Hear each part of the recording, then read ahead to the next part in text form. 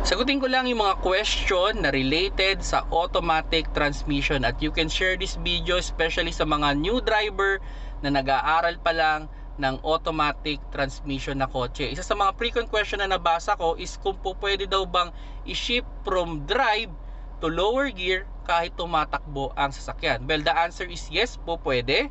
Pero dapat mabagal ang takbo ng inyong sasakyan. Kasi mga paps, pag mabilis ang takbo ninyo at pinasok nyo yung low gear, there's a possibility na ma-experience ninyo yung biglaang pagbagal ng inyong sasakyan. Kung i-relate natin yan sa manual transmission, for example, tumatakbo kayo ng mga 30 to 40 kph or nasa third gear kayo at bigla nyo pinasok yung first gear, there's a possibility na ma-experience nyo yung tinatawag na engine brake o yung biglaang pagbagal. Kaya yung mga paps, no, pag kayo ay mag-shift ng gear, siguraduhin ninyo na mabagal ang takbo ng inyong sasakyan.